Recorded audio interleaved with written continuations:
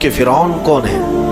فرعون صرف ایک شخص کا نام نہیں ہے، مصر کا جو بھی بادشاہ ہوتا تھا اس کا لقب فرعون ہوتا تھا۔ تقریباً 18 یا 19 فرعون آئے، جو بھی بادشاہ ہوتا تھا اس کا لقب تھا یہ فرعون، اکثر لوگ اس کو نام سمجھتے ہیں۔ اب جو موسیٰ علیہ السلام کے زمانے کا فرعون تھا وہ بڑا جری تھا، اسے طاقت پر غرور بھی تھا، گھمنڈ بھی تھا۔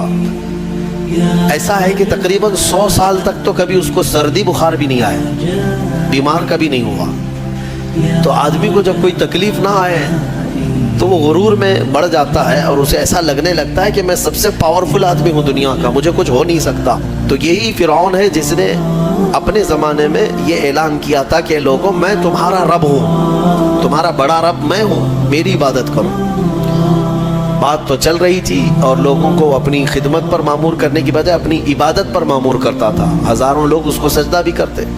ایک دن ایسا ہوا کہ فرعون نے خواب دیکھا، آسمان سے ایک تارا ٹوٹ کر اس کی گود میں گرا یا اس کے محل پہ گرا اور پھر آگ لگ گئی اس کے محل میں۔ وہ گھبرا کر کے اٹھا، صبح نجومیوں کو، کاہنوں کو بلایا کہ اس خواب کی کوئی تعبیر صحیح بتا دے۔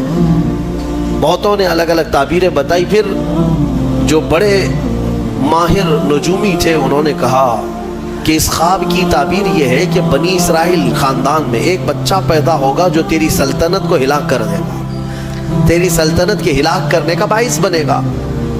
خواب کی تعبیر سننے کے بعد شاہی فرمان جاری کر دیا اس نے کہ بنی اسرائیل میں آج کے بعد جو بھی لڑکا پیدا ہوگا اسے مار دیا جائے گا، کیونکہ وہ بچہ کہیں سلطنت کی ہلاک کرنے والا پیدا نہ ہو جائے۔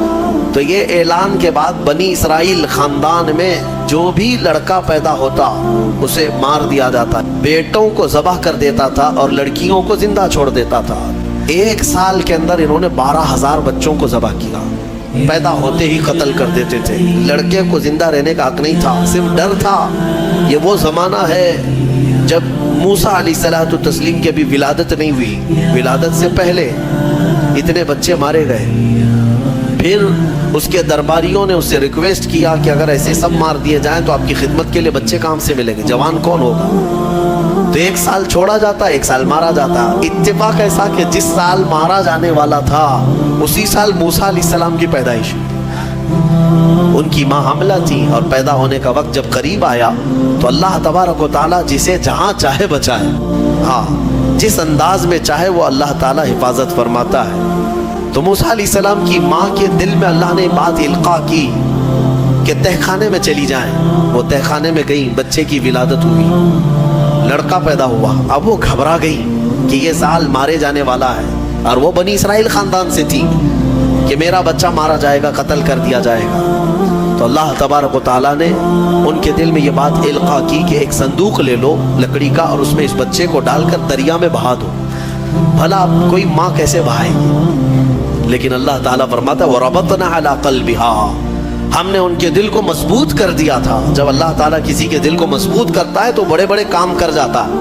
ان کی ماں صندوق میں رکھ کر کے بچے کو ایک دریا کے کنارے ڈال دیتی ہیں، بہا دیتی ہیں، اور اپنی بڑی بیٹی کو کہتی ہیں کہ دیکھتے رہنا یہ صندوق کہاں جاتا ہے۔ موسیٰ علیہ السلام کی جو بڑی بہن تھی وہ دیکھتی ہوئی جا رہی تھی اس صندوق کے پیچھے۔ صندوق بہتے بہتے بہتے ایک باغیچے کے کنارے لگا، وہ باغیچہ فرعون کا ہی تھا، اور فرعون کی بیوی وہاں پر ٹہلنے کے لیے شام کے وقت آیا کرتی تھی۔ جب وہ اپنی کنیزوں کے ساتھ وہاں آئی تفریح کے لیے تو ایک صندوق کو اپنے باغیچے کے کنارے لگا ہوا دیکھا، اٹھانے کے لیے کہا، اٹھایا گیا تو نہایت ہی خوبصورت بچہ۔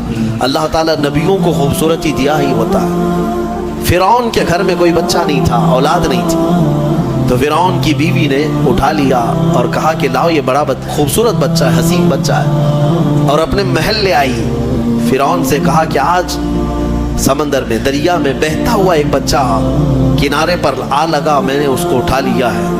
فرعون نے کہا کہیں یہ بچہ تو نہیں جو میری سلطنت کو ہلاک کرنے کا سبب بنے؟ بیوی نے کہا ایسا کیسے ہو سکتا ہے، وہ تو بنی اسرائیل خاندان میں پیدا ہوگا، یہ تو کسی دریا سے بہتا ہوا آیا ہے، پتہ نہیں کون سے ملک سے آیا، کہاں سے آیا۔ تو بہرحال اس کی بیوی نے یہ کہا کہ اس کو مت مارو، لا تقتلوه عسى ان ينفعنا او نتخذه ولدا، قریب ہے کہ ہم اس سے فائدہ اٹھائیں گے یا اس کو بیٹا بنا لیں گے۔ بیوی کی بات پر راضی ہو گیا، فرعون جو ہے بیگم کی بات پر آ گیا۔ اور اس کے بعد رکھ لیا بچے کو.